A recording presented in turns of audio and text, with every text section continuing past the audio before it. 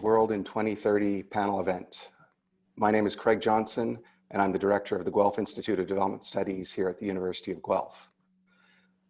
First, I'd like to start by taking a moment to recognize the past and present realities of the land that we all share, and remind you that the University of Guelph resides on the ancestral lands of the Arawandran people and the treaty lands and territory of the Mississaugas of the Credit.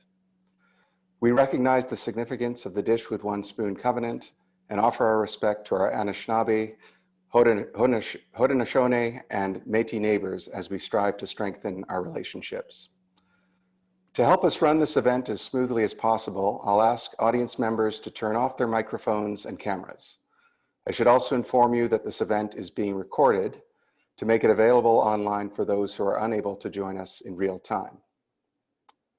We're here today to talk about divestment and how it contributes to our collective effort to meet the global climate challenge.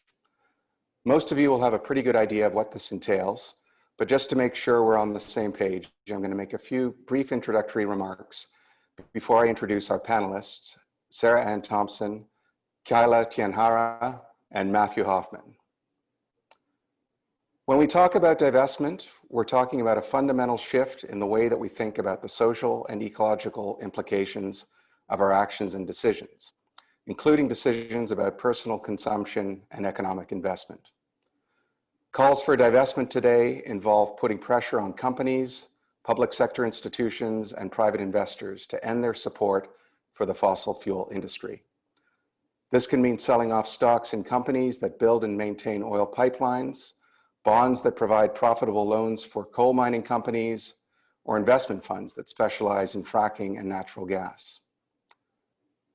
To give you a sense of what's at stake here, the United Nations Environment Program projects that we're currently on track to produce 50% more fossil fuels by 2030 than would be consistent with keeping global temperatures within the 2-degree target of the Paris Climate Agreement. Also, according to the UN Environment Program, annual emissions have grown by 41% since 1990, and resource extraction has more than tripled since 1970, and this is taking into account the effect of population growth. Within this context, university divestment movements have become increasingly active across the country and around the world. Activists and environmentalists in university communities are at the front lines of these initiatives, pushing their institutions to commit to freeze new investments in fossil fuel companies and divest from direct ownership and any commingled funds that include fossil fuel equities or corporate bonds. Here in Canada, divestment campaigns have become increasingly active at Queen's, Laval, Concordia, the University of Toronto, the University of British Columbia, and indeed here at the University of Guelph. So far, we've had some notable successes. Laval University, for instance, committed to full divestment in 2017. Concordia is committed to divest by 2025. And here at the University of Guelph, the university's Board of Governors voted in April 2020 to divest from companies that are directly engaged in the fossil fuel sector. That said, much remains to be done. As Kate Neville from the University of Toronto has recently argued, there are good reasons to be concerned about whether divestment is actually changing or reinforcing the status quo. Does divestment, for instance, mean keeping oil, gas, and coal in the ground? Or is it about promoting and subsidizing renewable energy? To what extent are contemporary efforts to promote renewable energy leading to new forms of extraction and demand for things like copper, cobalt, lithium, and rare earth metals? Here in Canada, it's worth noting too that the fossil fuel industry is a major player. Some of Canada's largest companies are in the fossil fuel sector. Businesses like Enbridge, Suncor, and TC Energy are among the top 10 publicly traded companies. Fossil fuels remain a major source of transportation, food production, and energy generation. They're therefore popular targets for investors who seek to put money into profitable ventures to benefit from their growth and increase their own assets. Within this changing landscape, higher education institutions have emerged as major players themselves. Their finances tend to be parked in large investment funds, so-called endowments, that are professionally managed to grow over time so that withdrawals can be made to fund ongoing operations. Other key actors are university pension plans that pool the contributions of faculty, administrators, and staff for investments that are expected to grow over time, thereby generating a stable retirement income for their members. Indeed, the 3 universities that are being represented on the panel today are part of a newly established university pension plan, the UPP, which on July 1st, 2021, will represent over 30,000 members and an estimated $10 billion in assets. Universities aren't the only institutions that operate in this way, but they are our focus today, because some of the investments held by universities and pension plans actively contribute to the growth of the global carbon footprint. So this is where we want to pick up today, and I'm so pleased to introduce our 3 panelists who are here to unpack and discuss these issues with us. Let me start first with Dr. Kyla Tianhara, who is an assistant professor and holds the Canada Research Chair in Economy and Environment at Queen's University. Kyla's research centers around environmental policies and the interplay between government institutions and private corporations in global efforts to achieve a green economy. Her book, Green Keynesianism and the Global Financial Crisis, was published in 2018, and she is a frequent contributor to media outlets, collaborating with action research organizations like the International Institute for Environment and Development to promote sustainable development. She's a very busy scholar, and I'm so glad that she's able to share some of her insights with us today.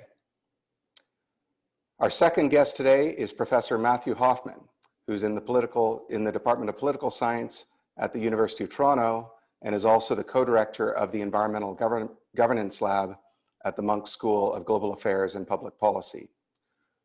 Matt's research focuses on climate politics and governance, with a specialization on decarbonization, experimentation, and innovation. He has several books under his belt, is widely published in reputable academic journals, and works with a vast network of research collaborators. Thank you, Matt, for being here today.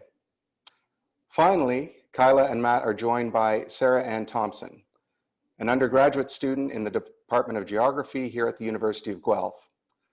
Sarah Ann is involved in the Conservation Through Reconciliation Partnership that works with Indigenous thought leaders to support Indigenous-led conservation here in Canada. She's also a leading member of Fossil Free Guelph, the divestment campaign that led to the historic divestment decision of 2020. We look forward to hearing about your experience as an activist on the front lines. Welcome, Sarah Ann. Our meeting today is scheduled for 90 minutes, and we're going to start with a moderated discussion that should take around an hour, which will leave time for audience questions. Please use the chat feature to share your questions with the panelists. So without any further ado, let's get started.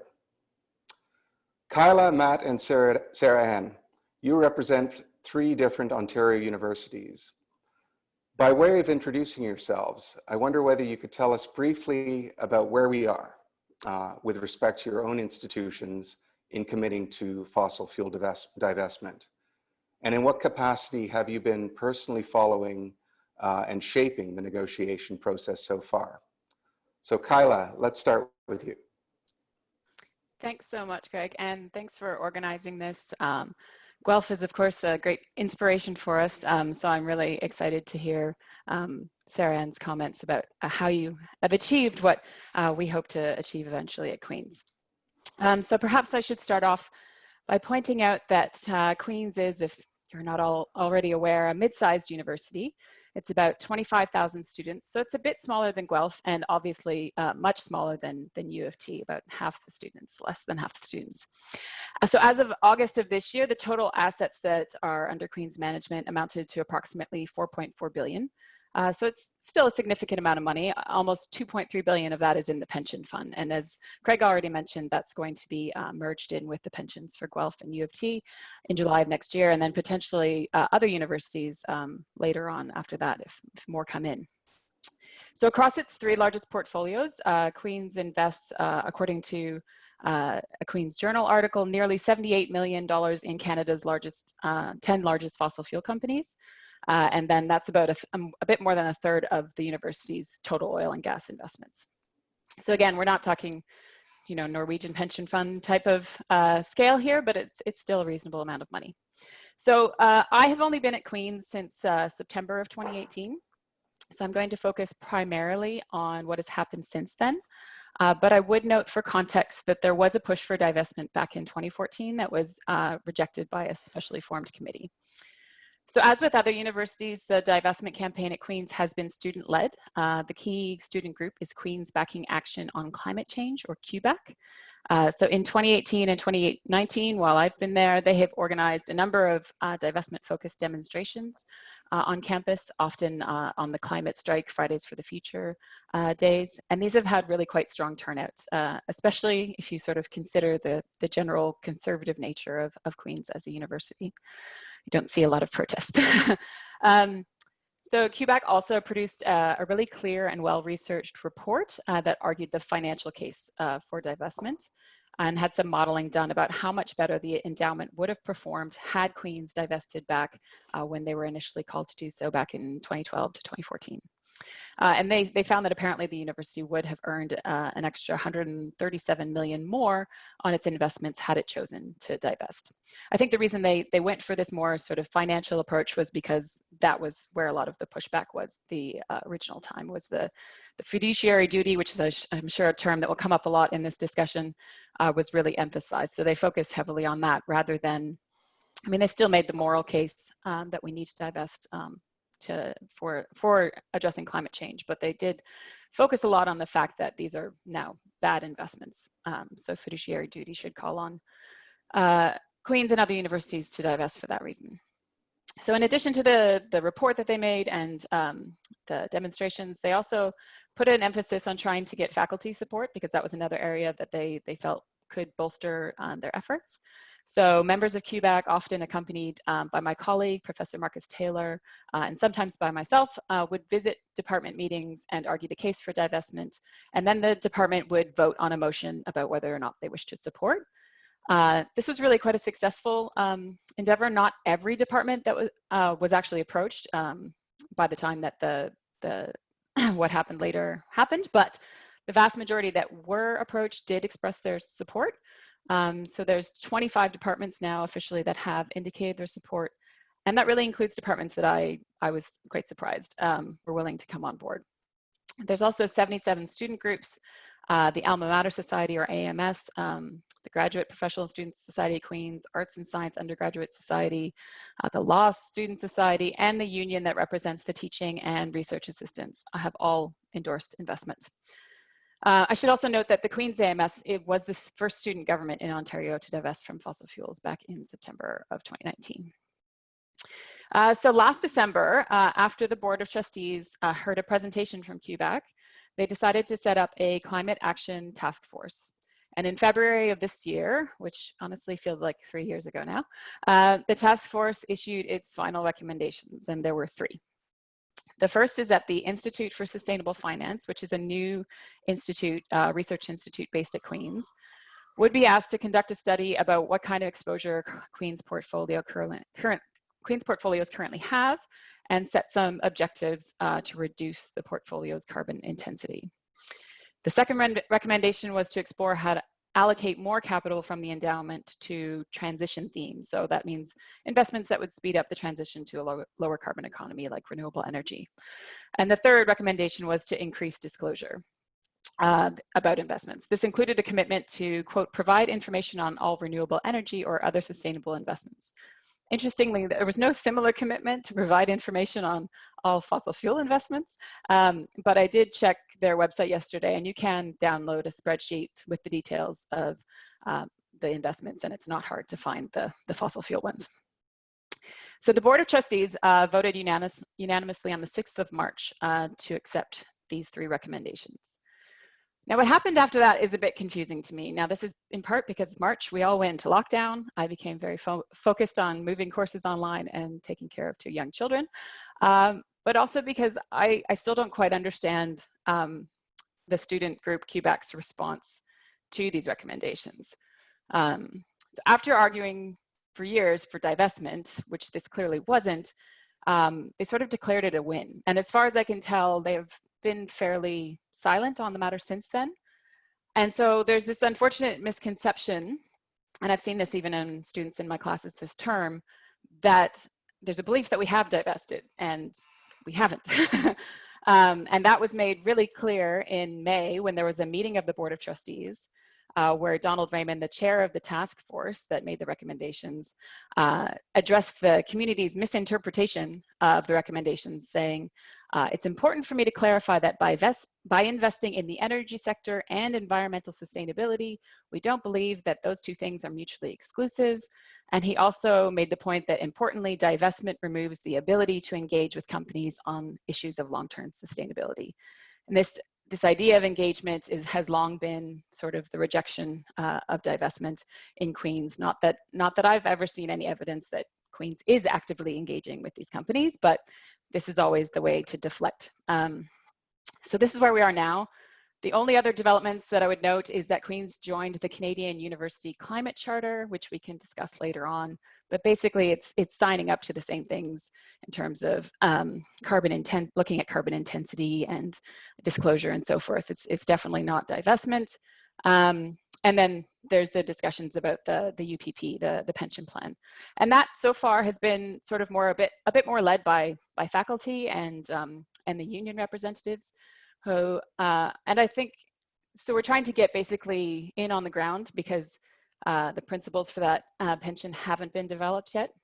So we'd like to get, a word in there before they actually set anything up. And I do think it's appropriate that faculty and staff do kind of lead this a little bit. Number one, because it is our money, but also I don't think we should rely on students and youth to do all the fighting of this stuff on climate change. I mean, they've done amazing stuff, but they should also have time to work on other things. And so I think it's important that we start to pick up a little bit of that slack. So I'll leave it there for now. I haven't really addressed why there's so much resistance to divestment at Queens. We can get into that later, but I think, to be brief, I don't think we can underestimate the power of Queens alumni and donors that are engaged in the fossil fuel industries. But we can get back to that. Thanks. Okay, thank you, Kyla. Yeah, I think your comments certainly point to both the nature of strong versus weaker forms of divestment commitments, but also obviously the political forces that are at play that I think we will get into in a little while. Matt, let me turn to you next. You've been a signatory on calls for divestment at the University of Toronto. And can you give us a sense then of the situation at U of T? Yeah, great. Happy to. Thanks for having me. This is a great discussion, and mostly I would say you could just take what Kyla said, take Queens out of everything she said, insert University of Toronto, and we'd have basically the same discussion. And one of the things that I think we can talk about is that outside of Guelph and Laval and Concordia, you can pretty much slot in almost any university name into what Kyla said about how the process went, and the details will vary a little bit from place to place, but the story is pretty similar, right? And that's something for us to consider in terms of what we'll get to later about the obstacles to divestment and the opposition to it is pretty uniform, and I think it's important for us to understand that. In terms of where we are at University of Toronto, pretty much nowhere institutionally, I would say.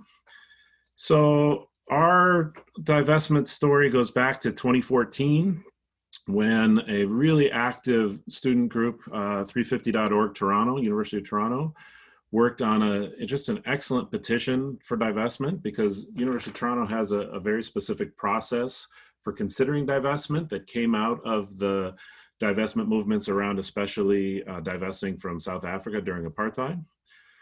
And so there's a very specific process. A petition has to get a certain amount of support, and that triggers a review process in the administration. And that process is the president is obligated to set up an ad hoc committee to address the petition, to assess the petition and the case for divestment that is being made. I was actually part of that ad hoc committee, and that was composed of mostly academics, with some staff representation and some student and alumni representation. But it was mostly academics. We came up with a report in 2015 recommending, in response to the divestment petition, we recommended what we thought of was a pretty nuanced and justifiable path forward on divestment. That we considered that full divestment in 2015, and this was a compromise on the committee, full divestment was hard to justify at that point, but that we called for the university to divest based on 3 principles. One, divest from any companies that are whose activities make it impossible to achieve the 1.5 degree target in the Paris Agreement. And specifically, we talked about ones that are doing exploration for unconventional oil, that are producing unconventional oil and thermal coal and things along these lines. And the second, actually really 2 key principles. And the second principle being any companies that divest from any companies that had been actively partaking in obfuscating climate science. And so these principles were designed to say, look, that we want to have, as an academic institution, a reasoned and sort of very and nuanced, probably too nuanced in some ways, approach to divestment. So that was our recommendation to the president, who then promptly rejected it, and rejected it in a way that is going to sound very familiar to what Kyla just mentioned. Rejected it and said, no, instead, what we will do is focus on shareholder activism, broad ESG principles, environment, social and governance principles in our investing philosophy. And of course, we're a great university, and so we will teach and research all about climate change, right? And for those of you that don't pay attention to, then that's fine. Don't pay attention to the divestment battles that have gone all over the world. These are the 3 sort of classic arguments against divestment that literally every university that is rejected, as far as I know, I'm being hyperbolic here, but all of the rejections of divestment that I've seen have called on these exact same 3 principles, right? Shareholder activism, which is a facade. No one actually does shareholder activism in any significant way. Broad ESG principles, which everyone should have done in the 1980s anyway. And academic teaching and activities were great and were contributing to the world, right? And of course, we were doing that anyway. So essentially, this was, and this is always the response, right? Since 2015, sorry if I'm sounding a little petty about things, but I've been angry about this for a long time.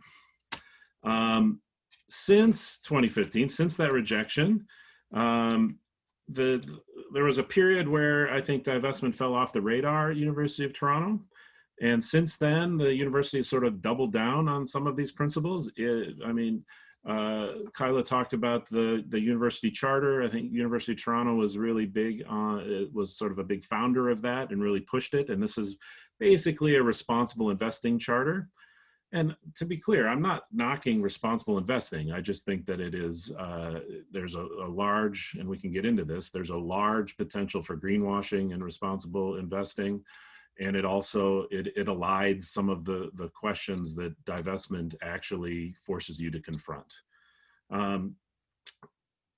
And also, and this is something that Kyla also mentioned that Queens is doing. And so I think what we're seeing here, this, whether it's not, it's active coordination, there is certainly a convergence of arguments about what universities should be doing. And this is something I think we have to be active in potentially confronting.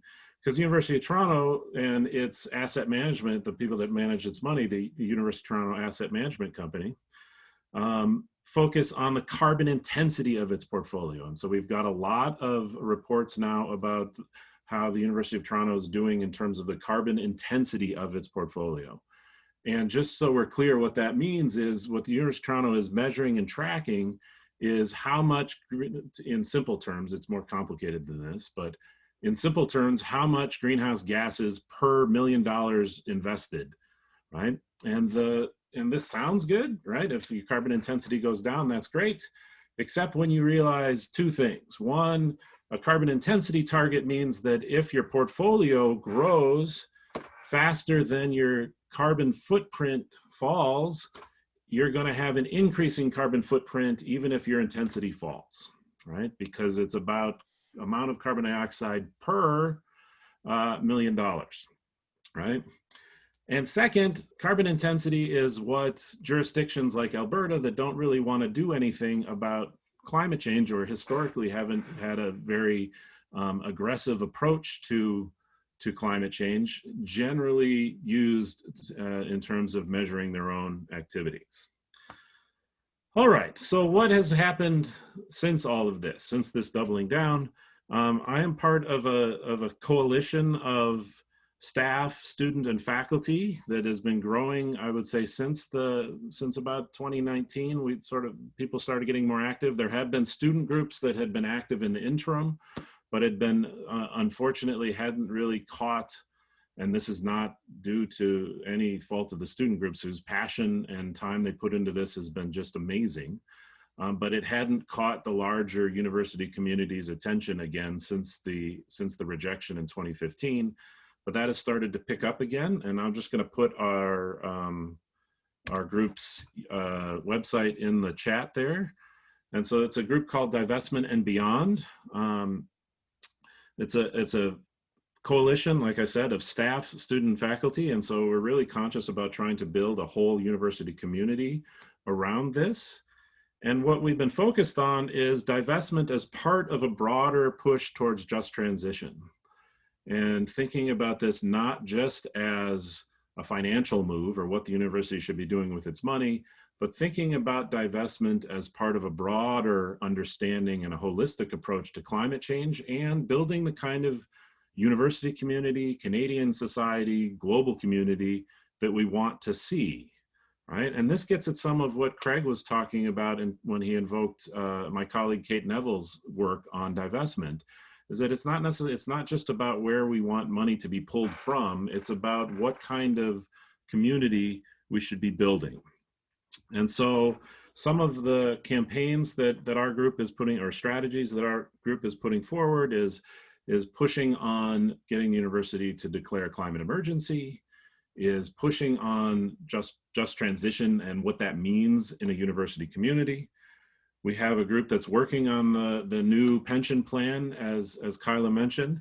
And one of the key things about this new pension plan that we can get into is that for the first time, faculty and staff are going to have representation on how the pension is governed. And so there's a real opportunity here through the unions and through faculty associations to have a voice that at least at U of T, faculty and staff have not had in terms of the management of the money.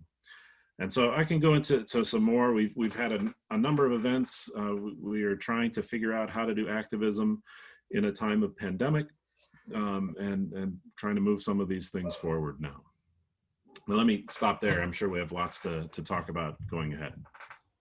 Okay, thank you, Matt. It's your comments too, compared with Kyla's, really sort of highlight for me the sheer diversity and variety of governance approaches and mechanisms that exist within Canada's university sector. And I think that too is an interesting part of this dynamic.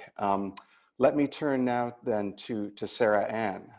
So as a student leader of fossil-free Guelph, and your experience with the divestment campaign, I'd be interested in hearing your experience. So how you got involved in the divestment debate, and where things stand now that we're sort of in the murky waters of actually moving forward from the university's commitment. Yeah, thank you.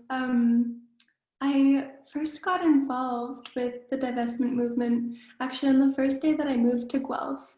I think it was before school even started, and I was walking downtown and some strangers said that I should go to the climate rally around the corner, and so I did. And a representative from Fossil Free Guelph was speaking, and I was just about to go to this university, and I heard that they were investing in fossil fuels, which was a new and surprising concept to me.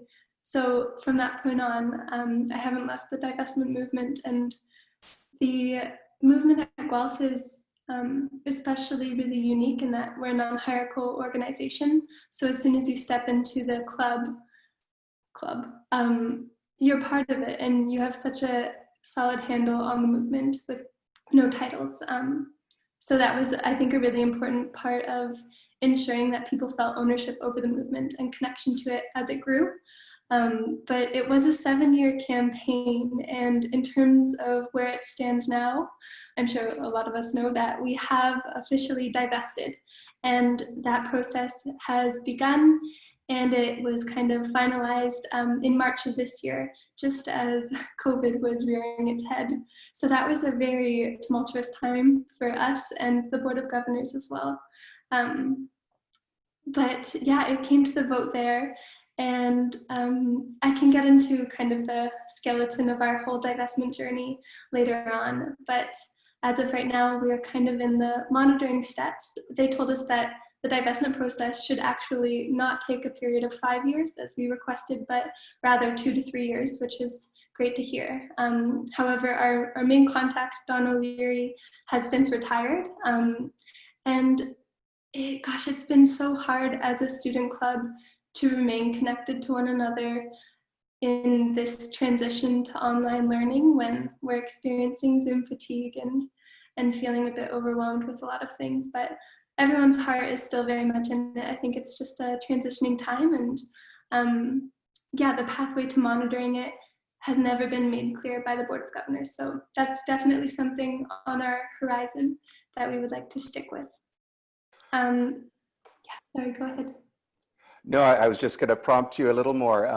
I think we'll kind of look forward a bit more in a few minutes to what this all entails for future action. But in kind of speaking and working with you in the past, I know that you've got a really interesting story to share just about how the process unfolded. And as I think Kyla mentioned, a lot of universities in Canada looked at Guelph as possibly a model of how effective divestment campaigns might work. And I wonder whether you could say a bit more about kind of the struggles and the real critical turning points in that movement.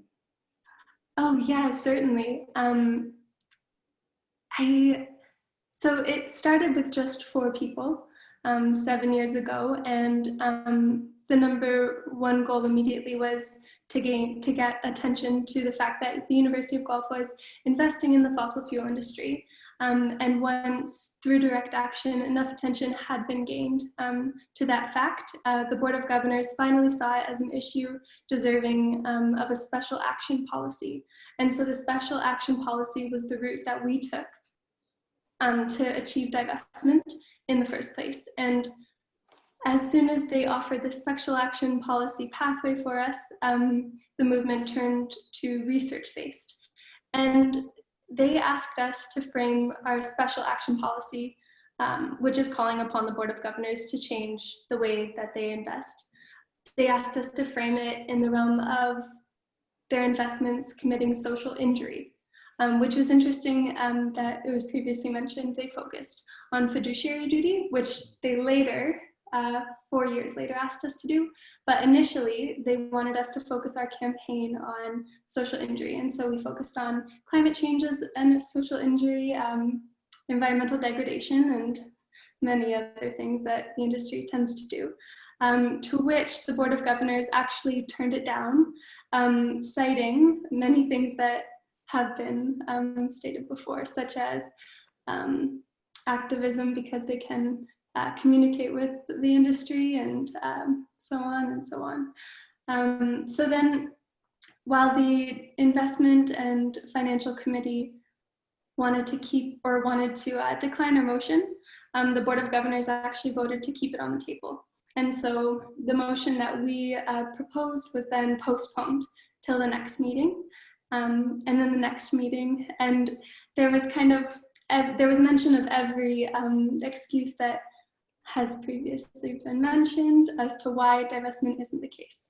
But then eventually we had another meeting where they introduced the 10% reduction in emissions, which of course is just another sidestep of divesting from the source upstream and focusing on their carbon portfolio, which we really weren't a fan of. And at that meeting was a really hard one because they pulled, at the time it was brand new, but it was Doug Ford's freedom of speech policy. And so as soon as they dropped this amendment on us that instead of divesting, they were going to implement a 10% reduction, we weren't really allowed to say anything or have any kind of direct action at that meeting, or they threatened expulsion. You want to expel me? So that was a crazy meeting for all of us. And after that, I think by using that Doug Ford's freedom of speech policy, we got a lot of attention from the University of Guelph community, and our movement grew really greatly. And then by the time we had our next rally, it led to a sit-in in Don O'Leary's office, where we actually got a verbal agreement to divest from the fossil fuel industry. And that was before the March Board of Governors meeting. And so from that moment with Don O'Leary, where he verbally agreed, we actually worked with him and had meetings and had coffee and said the outline of what we want for our divestment calls. And then it was introduced to the Board of Governors. And that vote, of course, was different than we had imagined it because it was online, but it ended up turning really great. And of course it was passed. There was an amendment thrown in there about green bonds, which we can get into a bit later. And if anyone here has more insight on that, I would love to hear it too, because it's kind of a concept I'm not that familiar with, which is why when it was thrown in at the meeting as an amendment, it was especially confusing to all of us. But yeah, in terms of where we're at now, kind of what I said, it can be hard for a student at this time, but we've been overwhelmed, I should say, with the amount of other Canadian university campaigns that have been reaching out for tips about our process and pathways. And Divest Canada is also another really amazing thing that's been happening. It just launched in September, and it's a coalition of students from Canadian universities, Fossil Free Guelph being one of them, who have put out a call for Canadian universities to divest across the board. And we have an open letter on our website as well that I could post in the side chat if anyone's interested in looking at it. Sure. Thank you, Sarah. And that's, I mean, it's really interesting and striking, both the role that direct action appears to have played in the evolution of events that led to the decision. For those of you who don't know him, Don O'Leary was the former Associate Vice President for Finance at the university. And I think there too, there was quite a critical relationship that emerged between Fossil Free Guelph and Don O'Leary in sort of kind of working your way through to that critical decision. One thing that I find striking too about the Guelph experience that's a little bit different, it seems, from Queen's and U of T, is that it was almost entirely student-led. So I know faculty and unions and staff on campus are aware of the movement, and I know that many care about it, but it seems that this movement itself in this year and the 7 years leading up to it was very much a student-led one. But maybe we can come back to that in a little while. Kyla, I want to turn back to you now and kind of think a little bit about sort of the bigger implications of divestment movements. And I think you mentioned in your comments some of the limitations and all of you have, in fact, the limitations of committing to reduce carbon intensity and other ways of sort of widening the goalpost, so to speak, in the divestment agenda. And I wonder whether you can comment a little bit more about the significance of universities in relation to all sorts of other kind of public sector institutions that might be divesting, and also whether there's any kind of virtue signaling or special signaling that's going on, particularly within the higher education sector, that might lead to other forms of action on climate change. Yeah, so that's all really great questions, and I think there's still a lot of debate about the effectiveness of any kind of climate action. I mean, people are constantly debating whether carbon taxes work, whether trying to go after pipelines works, whether divestment works. But my particular view is that you can look at this in terms of the financial impact, and if you look at it that way, then again, there's different ways to look at it within there. So on the one hand, as I noted, a university, especially a mid-sized one like Queen's, is not going to make a big difference to any fossil fuel company's bottom line, right? It's only really the really big funds like the Norwegian pension fund that companies are going to pay attention to on an individual basis. On the other hand, divestment has always been about a movement, right? It's always been about having a collective impact. And if enough universities, along with other institutions, divest, then it actually does start to cause financial pain.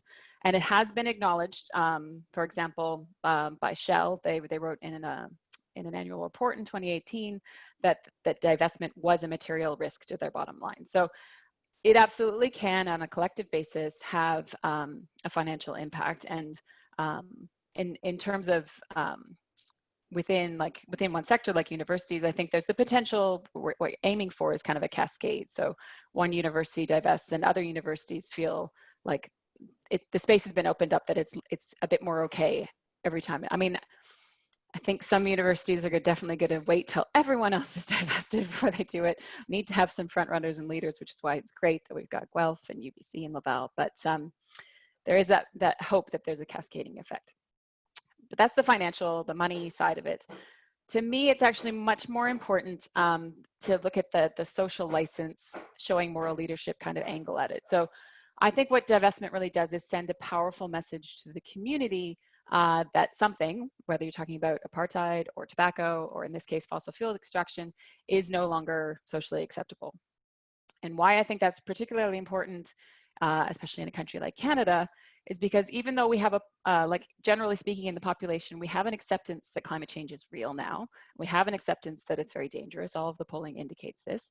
I still don't think that most people have come to terms with the scale and speed of changes to our economy and society that are required to stave off ecological and civilizational collapse.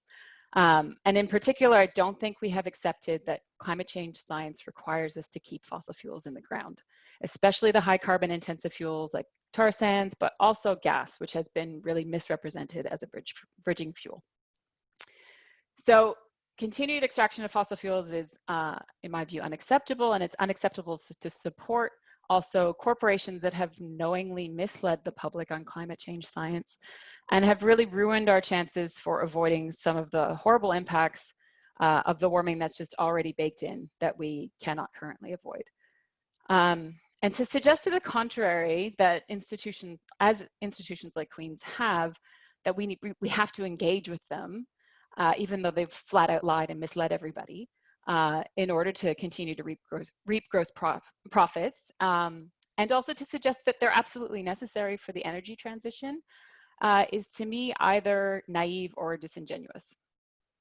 But when I say all of this, it means very little, because I'm easily dismissed as a radical environmentalist, or as Rebel Media has called me, the enemy of Alberta. But if institutions, particularly really conservative ones like Queen's, make this kind of statement by divesting, and importantly, make that in their divestment statement, I think it has much more of an impact. Of course, most institutions are actually really careful to frame their decisions in purely financial terms. So you see with the University of California divestment, it was very much publicized in op-eds and so forth as this is the financially prudent choice because of where fossil fuel markets are going. but still, I don't think necessarily that the general public is going to pay attention to all that nuance. So I think they're going to see divestment as a repudiation of the industry. And I think that that repudiation is more important than the financial aspect, because if we're going to stay below 1.5 degrees, then we really need strong government action. And to get strong government action, we need public pressure.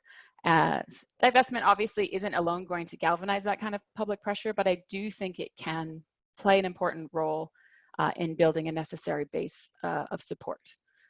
And I think in terms of whether universities are particularly important sites for that kind of leadership, I think that, yes, they are generally should be beacons of, morality, but also they're obviously the source of much of the scientific research on climate change.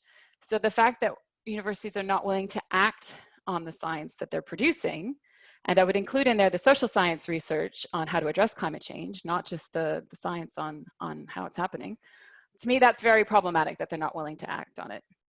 A rough analogy that I would give is that it's somewhat like the US administration refusing to follow its own health protocols on COVID-19. So, I mean, sure, we all have our inconsistencies. Academics fly too much and things like that. But institutions like universities have much more power to change things and to influence change in others. So I think for those reasons, we really need them to step up and take a leadership role. Okay, thank you, Kyla. I'll open the floor up in a few minutes. I'm sure there are a lot of questions and comments around sort of what divestment looks like in practice and where we need to go.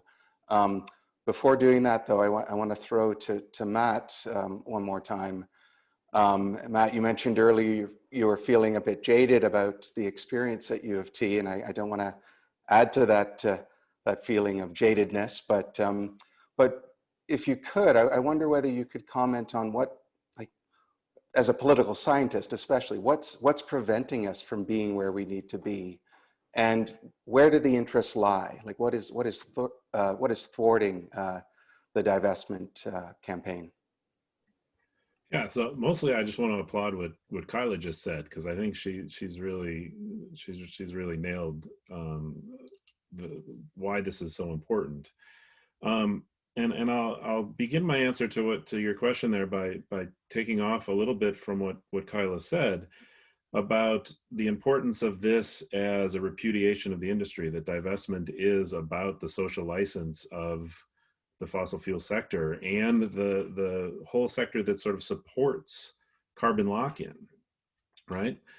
And I think that what we have to remember is that the fossil fuel industry, and in fact, people that are making decisions about divestment, know that that divestment is a repudiation. If this was really just about the financial capital, the fossil fuel industry wouldn't care about the university divestment movement, because, as Kyla said, we have no money compared to actual financial players, right? And so they know that it's about repudiation of the industry, and so do university administrations, right? And so what this signals to me, and let me say that I don't have any sort of personal knowledge of the motivations of people that have been thwarting divestment decisions. I have no personal knowledge. And in fact, I have reason to believe that most of the people that are thwarting divestment decisions care about climate change, right? To at least some degree. I don't think that the people that are making these decisions would be comfortable with the characterization of that certainly they're not climate deniers, certainly nothing like that, right? But there are a couple of things that we have to keep in mind, that as much as in the cultural imagination, universities are these liberal bastions, or where a bunch of, as Kyla said, radical environmentalists run things. Actually, universities are one of the more small c conservative institutions in any country, right? They are conservative institutions. I mean, in multiple dimensions, right? And so the draw or the inertia of status quo is really powerful, right? And universities don't like getting out in front on social issues of the day. They just don't. They want to claim the mantle of intellectual leadership, but getting out in front is scary for conservative institutions that depend on donors and depend on the public purse to exist and to continue on. So in terms of who has an interest in thwarting, again, without having personal knowledge of, the sort of what goes into actual thwarting, development offices within universities, which are very powerful places, have an interest in divestment not being out there. Not so much because they don't care about climate change, but because they're worried about anything that is going to change the sort of direction of the flow of capital into the university, right? Or that could disrupt that. Alumni associated with the fossil fuel sector, admin worried about seeing as being too political, people within the university community that are worried about their pensions, right? And aren't following the degree to which even the fiduciary aspects of divestment are a very strong argument, right? And so I think that there's all kinds of inertia in an already conservative institution that makes it hard for them to stick their necks out, right? And I think Kyla's right. I think universities will come along. I mean, when BlackRock, one of the largest hedge funds, and the Norwegian sovereign wealth fund is divesting, the train is leaving the station. I just don't think we're certainly not going to be in the first class cabin. We'll wait for that next train to go by, I think, and that's a real shame. I think it's a real missed opportunity for leadership. Yeah, certainly. Speaking from experience, I would agree with your comment that there's a lot of inertia in university administration, and things can move slowly. And as you say too, when it comes to pensions, there's always a certain degree of nervousness around kind of what's going to happen to your life savings and what the future is going to look like. I'm happy now to open things up to the floor, so to speak. And so I'd encourage people to put any questions they might have into the chat, and I can play the role of moderating those questions. I have one question from, I think this is Chris Gore from Ryerson University, asking the panelists whether you can describe your experiences in trying to get access to information on investments at your institutions. And have you had any, I guess, experience with kind of legal instruments that would oblige these institutions to make this information public? Within Fossil Free Guelph, just as Sarah mentioned in the chat, we did have to do a request for access to information each time we wanted an up-to-date list of Guelph's investments. And that would sometimes take anywhere from 2 weeks to 2 months. So yeah, definitely wasn't working on our time scale. And to your second part, we haven't looked into any legal obligation to make this public, although I would love to do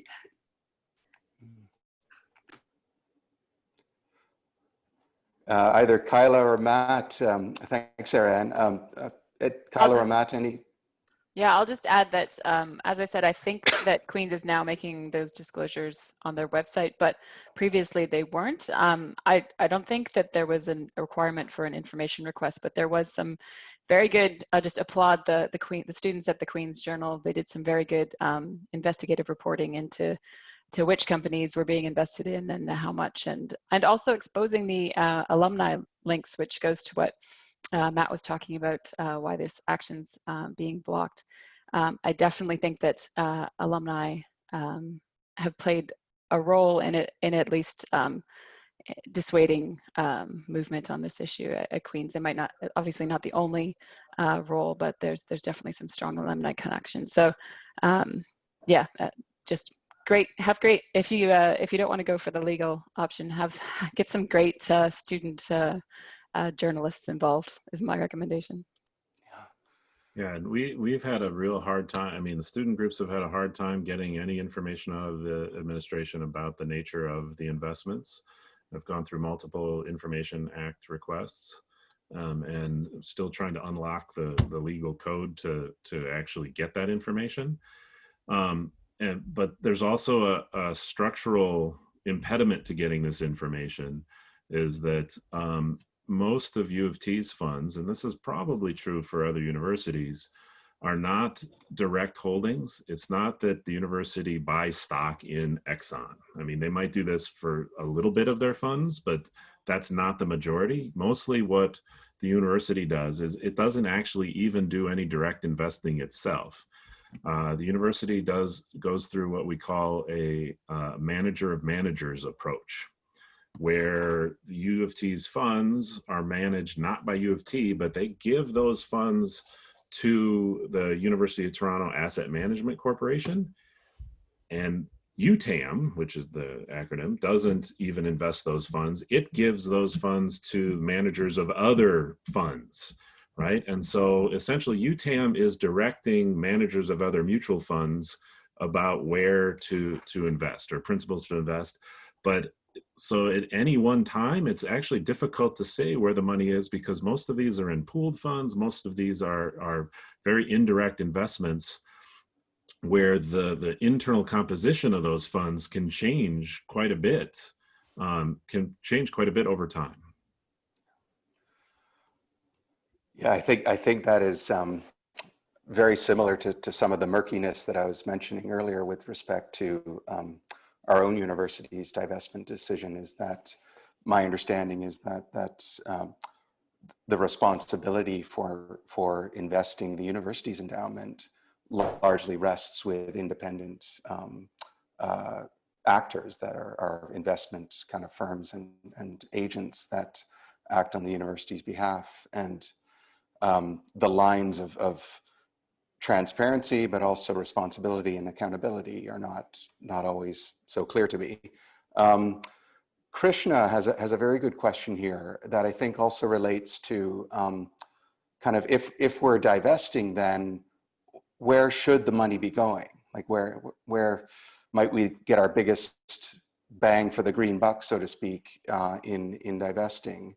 And can the panelists recommend or think about any investments that would be worth consulting?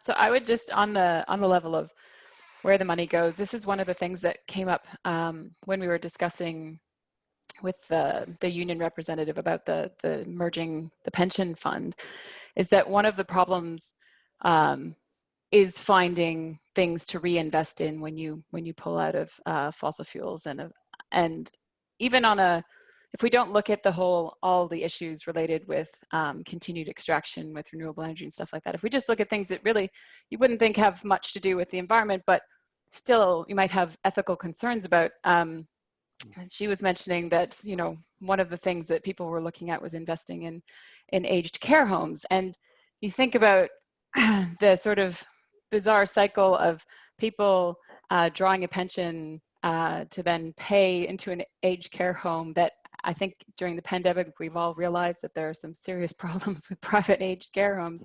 So this kind of, there's so many problems with this whole model, this financialized model, that I don't think we can really get into with a call for divestment, but I do think that it's something that we need to consider much more carefully. And it's great, like that people like Kate Neville wrote that article to get us to think about those things. I think that the question was also about sort of individual investments, and I don't have any personal investments, but I would say that my experience with banking when I lived in Australia for 10 years, and I was quite surprised when I moved back to Canada that it's very difficult to find a bank that has a divestment policy. There were a lot of banks moving on divestment in Australia, and there were certainly a lot more options for sort of online banks that had no fossil fuel investments. Here it seems to be really, unless you go with a very small small local type of outfit that you don't really have very many options. So I think maybe that's something that we could start pushing more for here. That's not directly related to sort of personal investments and things like that, but in order to have your mortgage and your whatever your savings not being invested in fossil fuels as well.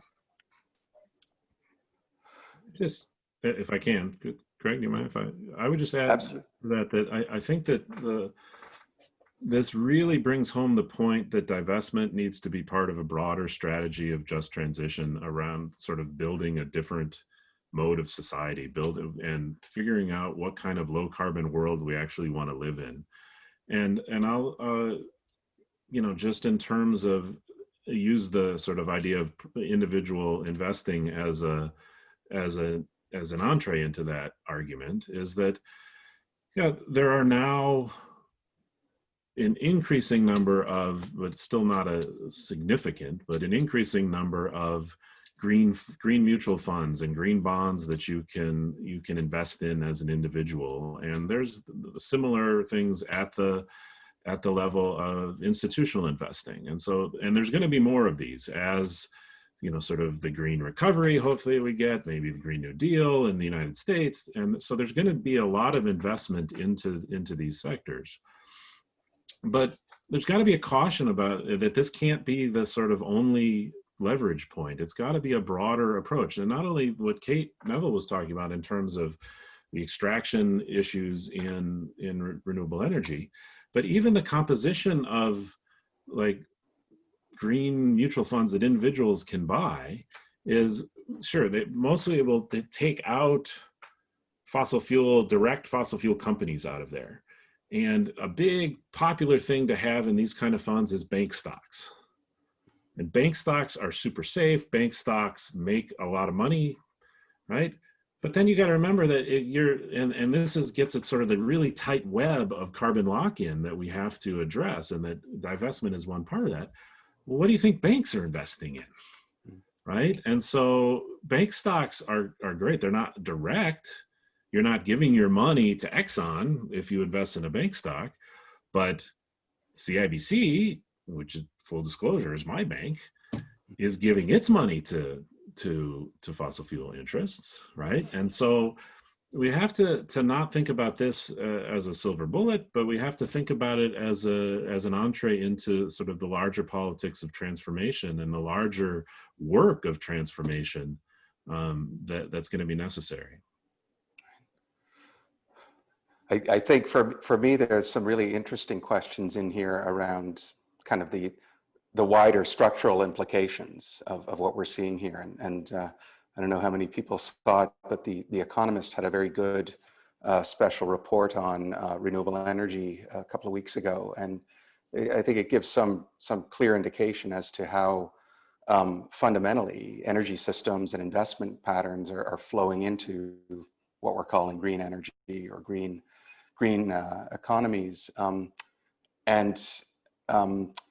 I mean, I think there's an interesting question there about implications for parts of the world that may now be emerging as new production zones, or even what some people have called sacrifice zones. So where are the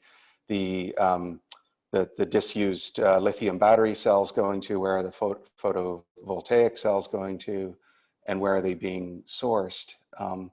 Just wondering, I guess being a development studies program here, it'd be interesting to hear people's reflections on some of those bigger, I guess, geopolitical, economic implications of these transitions. Maybe I'll throw it to Kyla first, and then I would just Sarah sort of, I would just echo what Matt said about this needs to be part of something much bigger. However you want to phrase it, Green New Deal, just transition. And to me, it's really important that we, when we talk about those transitions, that we aren't just focused on technology, because technology is not going to get us there. And it is, if we try to have technology be the only thing that we do, it is going to result in horrible implications for especially countries in the global south. So from my perspective, we need to talk much more about changing the nature of our economy much more fundamentally, so that we are thinking about sufficiency rather than just efficiency. And we are talking about scaling back and getting away from our central occupation being GDP growth. Different story for the global south, but I'm talking really right now about overly developed countries like Canada.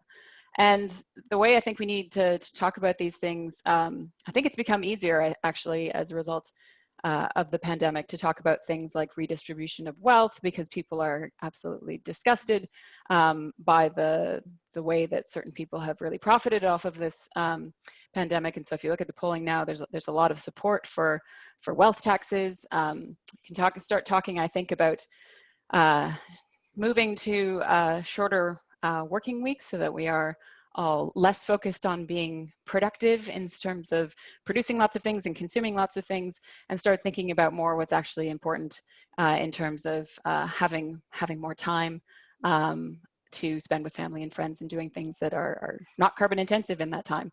And I think also the pandemic has helped people to see what kind of sectors are really important, and they can be low carbon without necessarily being about putting solar panels on people's roofs, right? Like the care sector, the arts sector, these are all things, sectors that we have realized we actually should value much more, and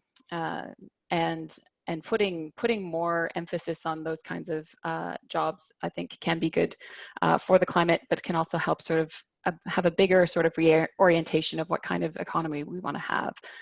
So I think we need to start having more of those big conversations and not just focus on, especially with the green recovery, we can't just focus on how much money is going to so-called green sectors. We need to think about much bigger structural changes.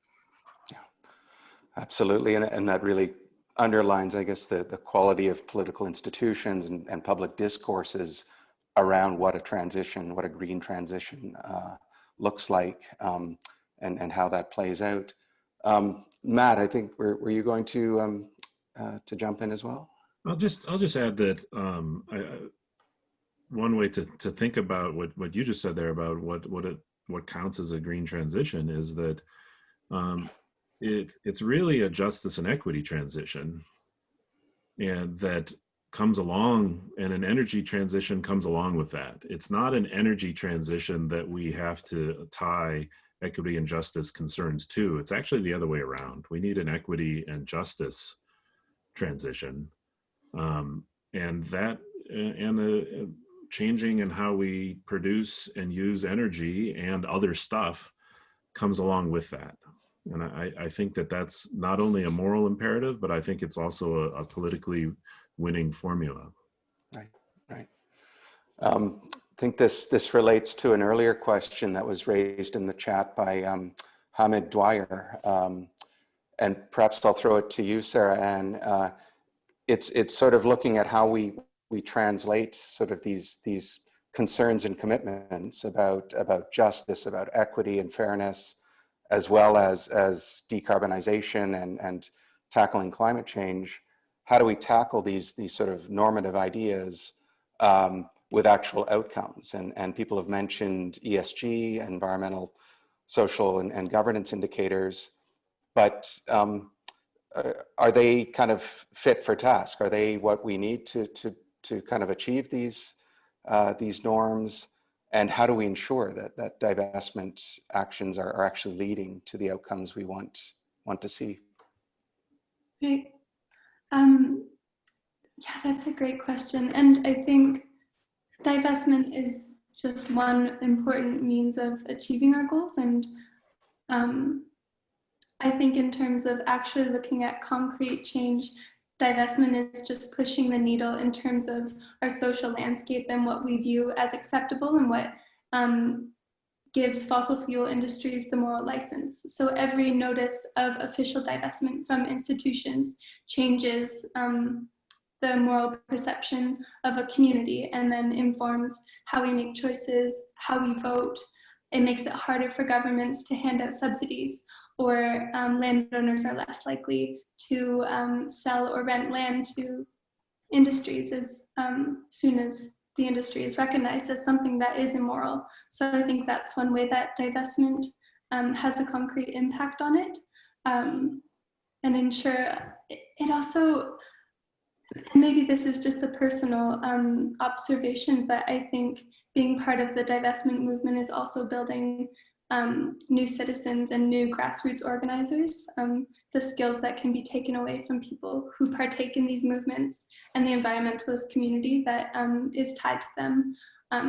They're the people who are eventually going to make laws and be lobbyists and decision makers. And when we look to the green transition that's going to unfold, we want to make sure that it's not one that we eventually have to divest from again later.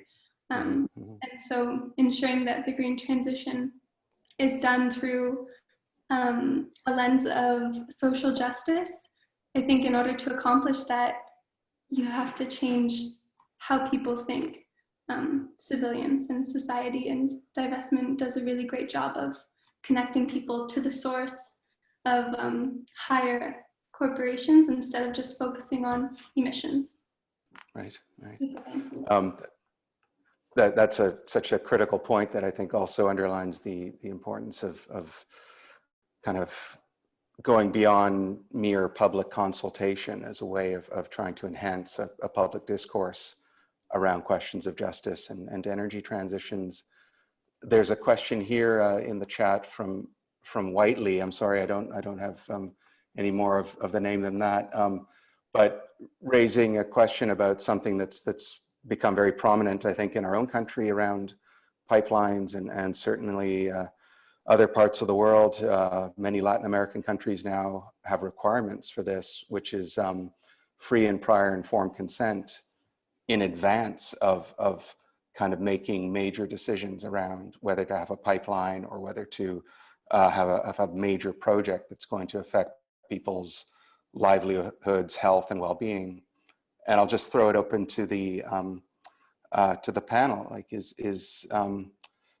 this sort of a good example of I guess how publics and governments together can restructure the rules in a way that gives a stronger voice to affected communities?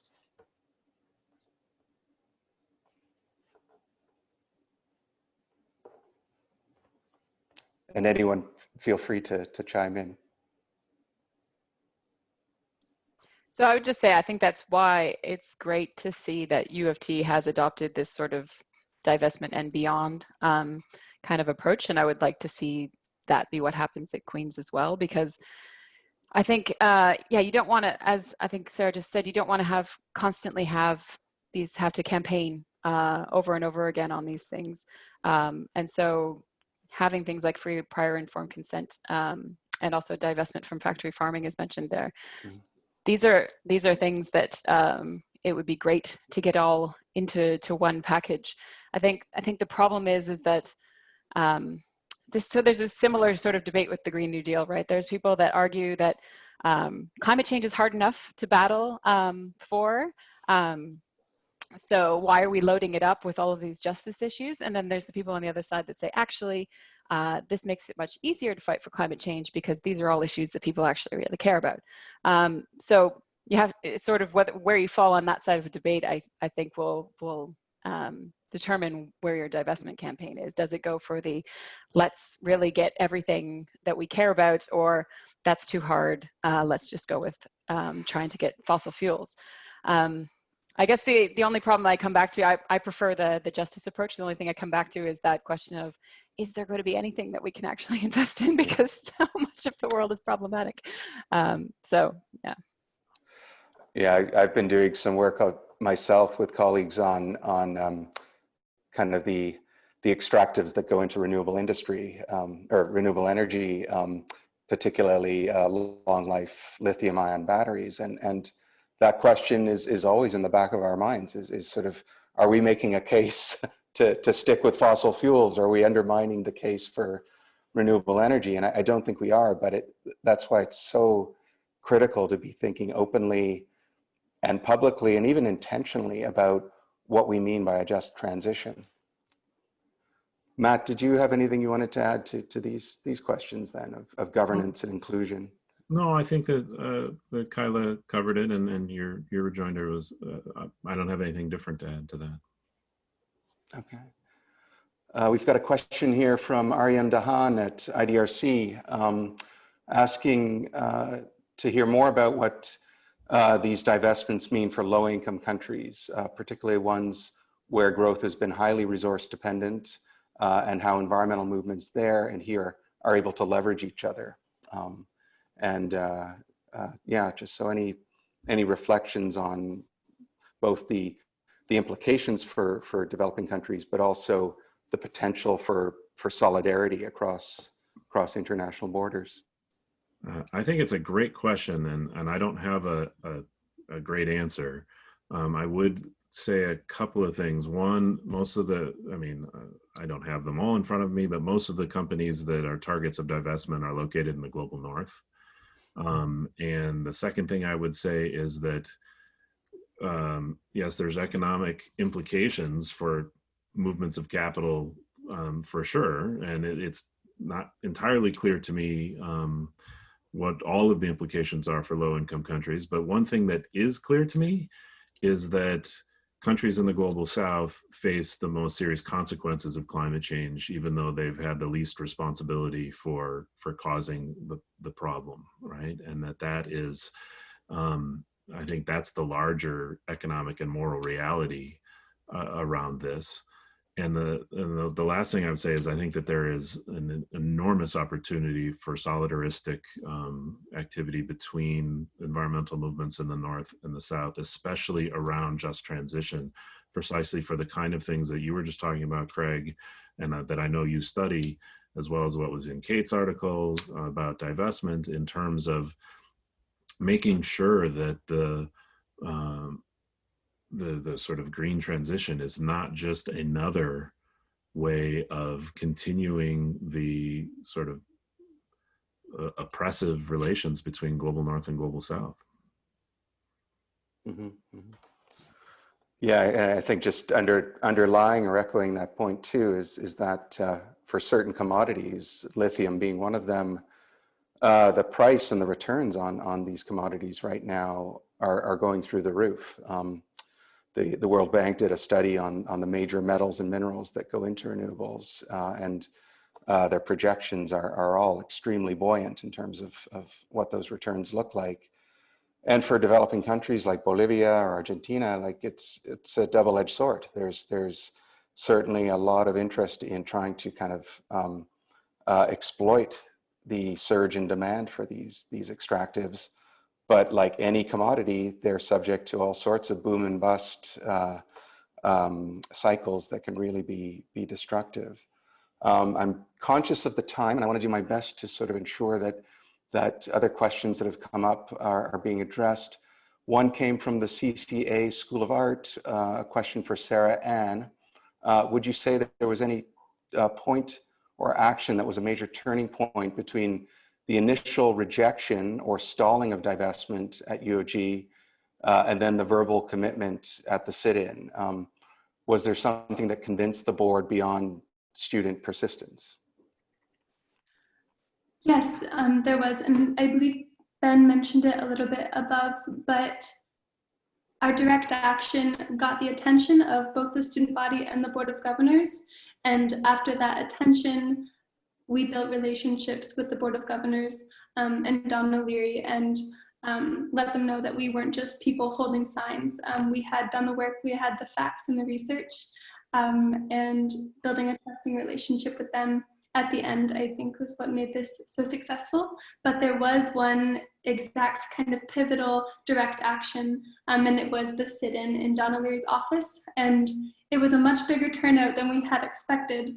And I remember feeling a bit overwhelmed by it all, but clearly so did Don O'Leary. And when pressured verbally by 100 to 200 students, the verbal commitment to divestment came out. And from there, our relationship was great. But it wouldn't have happened without direct actions.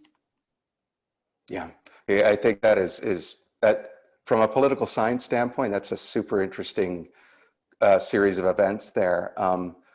That speaks to the importance of direct action, but also I think it's a good example of what some might call deliberative discourse, that people were able to come together and in spite of their differences kind of get to somewhere that was different and perhaps better than where they'd been before. Related to that, I think, and again, for the panelists, especially those of us who are faculty members, Steffi Hoffmann has a really intriguing question about the role of faculty in all of this and the extent to which professors and faculty members have a special role, I guess, to play in terms of leading and trying to advance these discussions. I don't know if it's a matter of leading, Craig, but I would say that,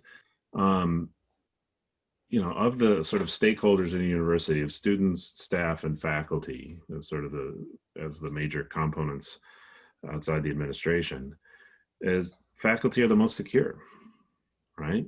Faculty are the most secure. And so with that security, I think comes a responsibility to act, not to lead. I think faculty can provide intellectual heft, faculty can provide passion. I think that it should be, and it was great to hear Sarah Ann talk about the sort of non-hierarchical approach to your movement. And it's something that we're trying to do with Divestment and Beyond in our coalition as well. But it's about the faculty responsibility, I think, is tied to the security that we have in, especially tenured faculty have in the university. I would just add that I think that there is actually quite a lot of hunger among faculty, especially people that, you know, they don't study this stuff. They don't necessarily know all the facts about what fiduciary duty is and how the fossil fuel industry works and so forth. But they really are very concerned about climate change, and they want to feel like they're doing something. And this is, again, just like the same way it's an entry point for students to get into activism. I think it can also be an entry point for faculty that otherwise aren't engaged in activism to get more involved. So I think it's beneficial from that point. But yeah, as Matt said, it doesn't necessarily have to be a leadership role, but I think supporting students is really very important. Yeah, I can agree with that so much. As a student organizer, professors and faculty are the ones that we learn about the importance of these issues from. They're the ones who teach us about climate change and role of the industry. And so when we apply these to our real world and have support from faculty, it's like having a superhero on your side, especially when it comes to editing speeches or things like that faculty helped us out with. It's really meaningful. Right. I think I'd echo all of the comments too about faculty not necessarily leading, but certainly having a responsibility to be engaged and involved. And from my own personal standpoint too, I'd say there's a real kind of consciousness raising and awareness raising element to this too. That I mean, I had no idea of kind of what the nature of university governance looked like to this degree, and I still don't. Before I got involved in the divestment campaign here at U of G, and I'd say that's true of many faculty, that we kind of live our lives and we publish our articles and do research and teach, but often we don't know exactly what's going on above our heads or indeed within kind of other parts of the sector. So it really is, I think, an edifying experience, to say the least. We've got only about 6 minutes left, and I apologize if I haven't been able to respond and moderate on all of these excellent comments that are going around. But I just wanted to, before we close, give each one of the panelists an opportunity to sort of express kind of where you feel we're going now. So we've talked a lot about where we need to go and what's stopping us from being there, but I'd love to hear sort of your thoughts about where are we going? Like what does the future look like a year from now or 10 years from now? And are you feeling hopeful? So why don't we start with Sarah Ann? That's such a big question. In the best case scenario, I hope that the global energy landscape is more democratic. And I hope there's less power inequality, because I do think that that's where all of the environmental degradation and social injustices comes from, is from certain people having too much power and too much influence on the way things are run. And so if the people that are experiencing climate change or the effects of extraction the most are having a fair amount of say in how the resources that affect them are governed, that would be ideal. And I guess the pathway leading to that would be the changing of public perception, that public perception being turned into action, and that action being transformed into policy. Best case scenario. Right, thank you. Matt, how about you? I'm hopeful, but I think it's because I don't think we have a choice other than to be hopeful, and in the sense of not optimistic in the sense that things are for sure going to get better, but hopeful in Rebecca Solnit's version of hope is found in uncertainty, and that there's space for action in uncertainty. And I think that that's true in the divestment and just transition, this whole sector. And one thing I would say is what I see happening in the near term here is that financial markets are going to move, and they're going to move against the fossil fuel industry because they see the writing on the wall. And I think our responsibility as people that care about just transition is that when financial markets move quickly, it's hugely disruptive. And one of the things that really makes me so angry about how slow the university sector has been around divestment is we had an opportunity 5-10 years ago to get ahead of this and to shape the narrative of what sort of large movements of capital, how that should take place, and how it can be done in a way that doesn't destroy people's lives and communities.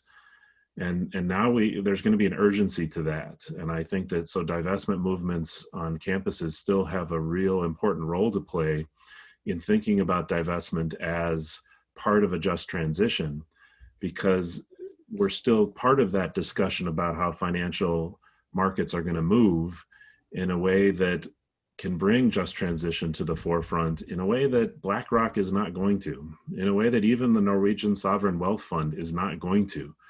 And there's real communities and real people that are going to have enormous disruption to their lives from the financial transition that is going to be taking place in the near term. And that's something that that we need to really not only pay attention to, but put at the center of our thinking and our strategies. Kyla, the last word rests with you. So I'm more hopeful every time I hit refresh on the U.S. electoral results. But I think, yeah, I think it's been a great conversation. I would echo what everyone said. And in terms of that, what Matt was just saying about the justice angle, I think that there's the opportunity for us to push that at divestment. And there's also right now, as a result of the pandemic, there's the opportunity to really push governments on that angle with the green recovery. Needs to be truly green, but it also needs to be just. And I think it's great to see that environmental movements have picked up on that and are framing things much more. There's still work to be done, of course, but they're framing things much more in that way than if we look back and we look at how all of that was framed following the global financial crisis. It was very much more of a technocratic kind of discussion about we just need to invest in renewable energy and other sort of green sectors, and it'll sort itself out. So yeah, I'm really hoping that what happens down in the United States pushes us closer to the idea of a Green New Deal, and echoing what everyone said about the Global South, that needs to be also a global Green New Deal. There's so many things we need to do. We need to overhaul trade, investment, and global finance, and deal with developing country debt and all that kind of stuff. But I think that we do have a unique opportunity at this moment. So here's hoping we actually take advantage of it this time. On that optimistic final note then, and I think we're all crossing our fingers and toes that we will see a I think what is for most of us a positive result south of the border. I want to thank all of our panelists. So Kyla, Sarah, Ann, and Matt, thank you so much for being here today and sharing your thoughts and insights. I know I've learned a lot today and just feel like it's been a really interesting conversation that's going to go on in the future, I'm sure. In terms of next events that are going on with the Institute of Development Studies here, I just want to make a quick plug for our next World in 2030 speaker event. Will be happening in January, where we'll be having a panel discussion around contesting systemic racism in Canada. So stay tuned for these announcements on your mailing lists and via social media. And once again, on behalf of the Institute and the university, I want to thank the panelists and thank the guests for all these fantastic questions and wish you all the best.